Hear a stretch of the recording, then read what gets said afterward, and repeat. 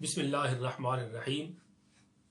नमाज तरावी किसे कहते हैं, नमाज तरावी की इस्लाम में अहमियत क्या है और नमाज तरावी की मुख्तसर तारीख वो मैं इस गुफ्तगू में आपकी खिदमत में पेश करूँगा। नमाज तरावी उस नमाज को कहते हैं जो रमज़ान मुबारक की रातों में इशा की नमाज के बाद और वितर की नमाज से पहले पढ़ी जाती है। इसकी रकाआत 20 होती हैं।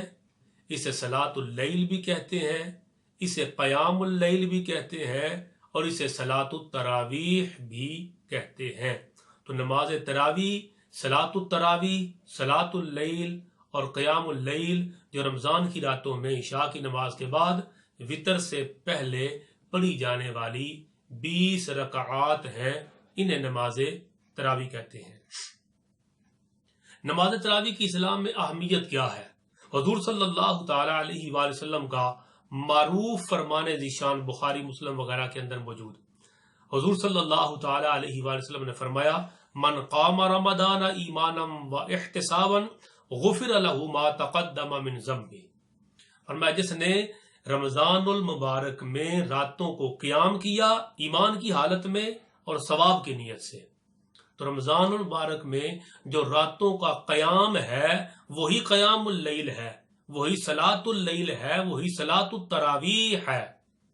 फरमाया जिसने रमज़ान की रातों में रात को क़याम किया गुफ़िर लहू मा तक़द्दम मिन ज़म्बी, रब्बे ज़ुल जलाल उसके पिछले सारे गुनाहों को माफ फरमा देगा। नमाज तरावी आला दर्जे की सुन्नत मुअक्कदा है। सुन्नत मुअक्कदा यानी वो सुन्नत मुबारका जो हुजूर सल्लल्लाहु अलैहि वसल्लम ने अदा भी फरमाई और इस सुन्नत को अदा करने की ताकीद और तरगीब भी इरशाद फरमाई। अब तरगीब की तरफ एक दो हदीस अर्ज करता हूं। हुजूर सल्लल्लाहु अलैहि वसल्लम ने फरमाया, ये बैकी शरीफ के अंदर रिवायत मौजूद है। सरकार फरमाते हैं, इस महीने के रोजे अल्लाह ने फर्ज किए हैं, इसकी रातों में नमाज तरावी पढ़ना इसे सुन्नत ठहराया गया है। रोजे फर्ज, तरावी सुन्नत।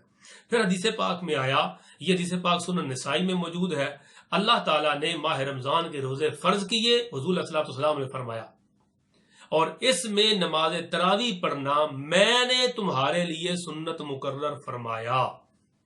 फिर तीसरी हदीस पाक बुखारी शरीफ में, वहां हुजूर अलैहि सल्लम हज़रत अबू हुरैरा फरमाते हैं कि हुजूर पाक मुसलमानों को क़याम रमजान यानी नमाज तरावी का बड़े ज़ौक़ और शौक के साथ एहतिमाम करने का शौक दिलाते, मगर फर्ज की तरह इसकी ताकीद ना फरमाते। यानी ये नमाज तरावी फर्ज नहीं है, ये सुन्नत मुअक्कदा है। और हदीस पाक में आया कि सुनन नसाई शरीफ में है, अल्लाह ताला ने रमजान के रोजे फर्ज किए और मैंने तुम्हारे लिए रमजान की रातों में तरावी को सुन्नत मुकर्रर फरमाया। तो जो कोई सहीहुल अकीदा मुसलमान शख्स महज सवाब की नीयत से रमजान के रोजे रखे, रातों को नमाज तरावी भी अदा करे, तो वो गुनाहों से इस तरह पाक हो जाता है जैसा अभी मां के पेट से पैदा हुआ। ये है नमाज तरावी की अहमियत। हुजूर सल्लल्लाहु अलैहि वसल्लम की खिदमत में एक शख्स हाजिर हुआ, अर्ज करता है, या रसूल अल्लाह सल्लल्लाहु अलैहि वसल्लम, अगर मैं तौहीद और रसालत की गवाही दूं, 5 वक्त नमाज पढ़ूं, ज़कात दूं, रमजान के रोजे रखूं और रातों को क़याम करूं यानी नमाजे तरावी अदा करूं, तो मैं किन लोगों में से हूंगा? हुजूर सल्लल्लाहु अलैहि वसल्लम ने फरमाया, मिनस सिद्दीकीना व शुहदाए। अगर तू कलमा शहादत पढ़े, नमाज पंजगाना अदा करे, रमजान के रोजे रखे, ज़कात अदा करे और तरावी यानी रातों को क़याम, रमजान की रातों का क़याम भी करे, तो तेरा शुमार सिद्दीकीन में होगा, तेरा शुमार शुहदा में से होगा। तो नमाज तरावी की अहमियत ये है, ये हुजूर सल्लल्लाहु अलैहि वसल्लम की सुन्नत करीमा है और सुन्नत मुअक्कदा है। ऐसी सुन्नत है جس کی حضور صلی اللہ تعالی علیہ وآلہ وسلم نے تاکید فرمائی۔ فقہی اعتبار سے اس کا درجہ سنت موقدہ علی الکفایہ کا ہے، یعنی اگر مسجد میں چند لوگوں نے بھی اس سنت کو ادا کر لیا تو جو نہیں جائیں گے ان کو گناہ نہیں ہوگا۔ یہ سنت موقدہ علی الکفایہ ہے، یعنی اگر چند لوگ بھی تراویح جماعت کے ساتھ ادا کریں گے، نماز پڑھنا سنت موقدہ ہے اور با جماعت پڑھنا وہ سنت کفایہ ہے، یعنی چند لوگ بھی پڑھ لیں گے تو کفایت ہوگی، یعنی باقی لوگ گناہ گار نہیں ہوں گے۔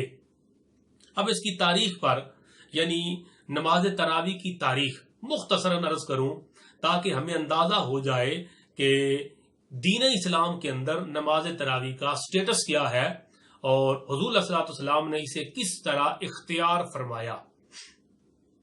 پہلی حدیث پاک، یہ حدیث پاک سنن ابو داود شریف، سنن نسائی، سنن ابن ماجہ کے اندر موجود ہے۔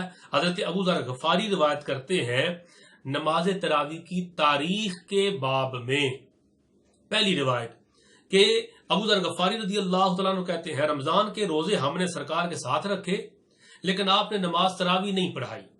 جب 7 روزے باقی رہ گئے تو حضور صلی اللہ تعالی علیہ وسلم نے ہمیں ایک رات نماز تراویح پڑھائی اور 1/3 رات تک ہم نے تراویح کی نماز ادا کی۔ اس سے اگلی رات حضور علیہ السلام نے نماز تراویح نہیں پڑھائی، ایک رات چھوڑ کے پھر اگلی رات سرکار نے دوبارہ نماز تراویح پڑھائی اور آدھی رات تک آقا علیہ الصلوۃ والسلام نے تراویح پڑھائی با جماعت۔ پھر اس سے اگلی رات آقا علیہ السلام نے پھر نماز تراویح نہیں پڑھائی اور پھر ایک رات چھوڑ کر اگلی رات آقا علیہ السلام نے تیسری مرتبہ دوبارہ نماز تراویح پڑھائی اور ساری رات نماز تراویح پڑھائی۔ سحری کا وقت ہو گیا، حضرت ابو ذر غفاری فرماتے ہیں ہمیں یہ ڈر لگنے لگا کہ سحری کا وقت ختم نہ ہو جائے، ساری رات نماز تراویح پڑھائی۔ پھر اس کے بعد حضور علیہ الصلوۃ والسلام نے جو 1-2 دن رہ گئے تھے ان 1-2 دنوں میں نماز تراویح نہیں پڑھائی۔ اب اس سے اگلی بات اگلی حدیث پاک میں، یہ حضرت زید بن ثابت رضی اللہ تعالی عنہ راوی ہے، بخاری اور مسلم میں موجود ہے۔ آپ فرماتے ہیں کہ نبی کریم صلی اللہ تعالی وسلم نے رمضان شریف میں مسجد کے اندر کھجور کی چٹائی سے ایک حجرہ بنایا، اس میں اعتکاف فرمایا اور جب آخری راتیں آئیں تو چند راتیں آپ نے نماز تراویح پڑھائی، یعنی 3 راتیں، جس طرح کہ دوسری حدیث پاک میں اس کی وضاحت موجود ہے۔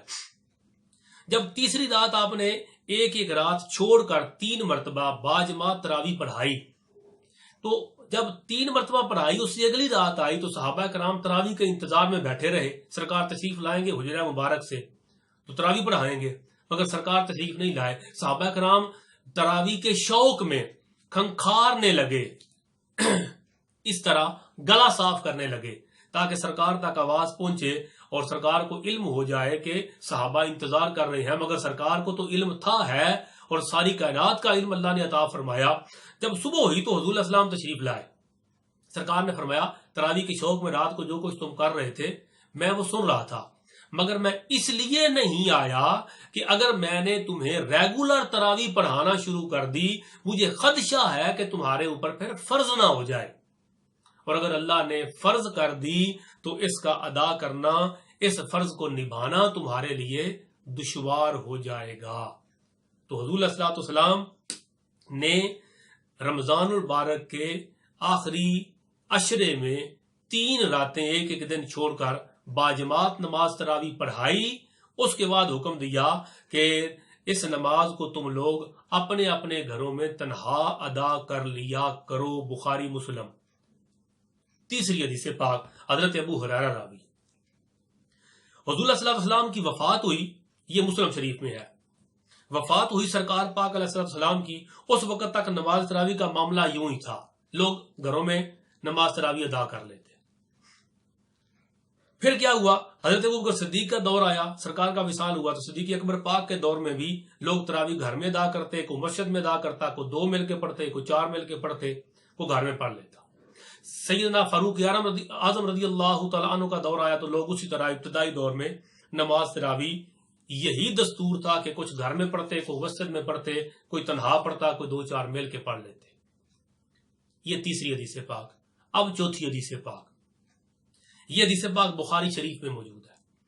یہ حضرت عبد الرحمن بن عبد القاری آپ فرماتے ہیں کہ میں ایک رات حضرت عمر فاروق کے ساتھ مسجد نبوی شریف کی طرف نکلا، لوگوں کو متفرق طور پر نماز تراویح پڑھتے ہوئے پایا، کوئی تنہا پڑھ رہا تھا، کوئی چند لوگ مل کے پڑھ رہے تھے۔ یہ دیکھ کر حضرت عمر فاروق نے فرمایا کہ اے عبد الرحمن، اگر میں لوگوں کو ایک امام پہ جمع کر دوں تو کیا یہ بہتر نہیں ہوگا؟ پھر آپ نے، حضرت عمر فاروق نے سارے لوگوں کو حضرت ابی بن کعب صحابی رسول کے پیچھے جمع کر دیا، یہ لوگوں کو حکم دیا کہ تم ایک صحابی کے پیچھے تم سارے مل کے تراویح پڑھ لیا کرو۔ پھر سارے لوگوں نے حضرت ابی بن کعب کے پیچھے نماز تراویح ادا کرنا شروع کر دی۔ عبد الرحمن بن عبد القاری جو راوی ہیں وہ کہتے ہیں چند دن گزرے تو ہم دوبارہ مسجد کے سامنے سے گزرے، جب گزرے تو لوگ ایک امام کے پیچھے نماز تراویح ادا کر رہے تھے۔ یہ دیکھ کر حضرت عمر بن خطاب رضی اللہ تعالی عنہ نے ارشاد فرمایا نعمت البدعۃ ھذہ، کہ یہ بدعت کتنی اچھی ہے، یعنی یہ باجماعت تراویح پڑھنا یہ بدعت ہے اور یہ اچھی بدعت ہے۔ یہاں سے 2 باتیں معلوم ہوئی۔ پہلی بات یہ کہ ہر بدعت گمراہی نہیں ہوتی، جس طرح بعض لوگوں کا خیال ہے ہر بدعت گمراہی ہے اور ہر گمراہی دوزخ میں لے کے جائے گی، ایسا نہیں، بلکہ اس حدیث پاک کا مفہوم کچھ اور ہے۔ حضرت عمر بن خطاب فرماتے ہیں کہ نعمت البدعۃ ھذہ، یہ عمل بدعت ہے مگر ہے نعمت۔ تو کبھی بدعت نعمت بھی ہوتی ہے اور کبھی بدعت بری اور سیئہ بھی ہوتی ہے۔ جو بدعت اور نیا کام شریعت سے ٹکرائے وہ برا ہوتا ہے، اور جو نیا کام شریعت سے ٹکرائے نہ بلکہ اس کو تقویت دے وہ برا نہیں ہوتا، وہ حسنہ اور اچھا ہوتا ہے۔ دوسری بات یہ پتہ چلی کہ حضرت عمر فاروق رضی اللہ تعالیٰ عنہ نے جب دیکھا کہ سرکار کی اپنی خواہش مبارک تھی کہ لوگ باجماعت نماز تراویح ادا کریں، مگر لوگوں کی سہولت کے پیش نظر 3 مرتبہ باجماعت تراویح پڑھائی، پھر ترک کر دی کہ کہیں فرض نہ ہو جائے، اور اب سرکار کے وصال کے بعد تو دین میں کوئی چیز فرض یا واجب نہیں ہو سکتی، دین مکمل ہو گیا۔ لہذا اب سرکار کی خواہش کے مطابق حضرت عمر فاروق رضی اللہ تعالیٰ عنہ نے لوگوں کو ایک امام کے پیچھے باجماعت تراویح پہ جمع کر دیا۔ یہ سنت محمد مصطفیٰ بھی ہے اور سنت حضرت عمر بن خطاب رضی اللہ تعالی عنہ بھی ہے، اور سنت مصطفیٰ صلی اللہ تعالی علیہ وآلہ وسلم بھی ہے۔ مگر سمجھنا یہ ضروری ہے کہ یہ سنت مؤکدہ ہے نماز تراویح ادا کرنا، اور حضور علیہ السلام نے اس کی ترغیب اور رغبت اور شوق دلایا ہے، اور اس کا بہت بڑا اجر اور ثواب ہے کہ قیام کرنے والا، تراویح پڑھنے والے کے گناہ معاف کر دیے جاتے ہیں۔ مگر باجماعت تراویح ادا کرنا وہ سنت کفایہ ہے، یعنی اگر باجماعت کہیں پر ادا کر لی جائے، مسجد میں 2 4 10 بندے بھی ادا کر لیں، تو باقی اگر لوگ نہ پہنچ سکیں یا نہ جائیں تو وہ گناہگار نہیں ہوں گے۔ وہ گھر میں نماز تراویح کا اہتمام کریں، تنہا پڑھیں، ذوق اور شوق کے ساتھ ادا کریں، تو اللہ تعالیٰ ان کی اس تراویح کو بھی قیام اللیل، صلاۃ اللیل اور صلاۃ التراویح کے ضمن میں قبول فرمائے گا، اور یقیناً قبول ہو گئی تو اللہ تعالیٰ اس سے اس کے گناہوں کو معاف فرمائے گا۔ آمین یا رب العالمین۔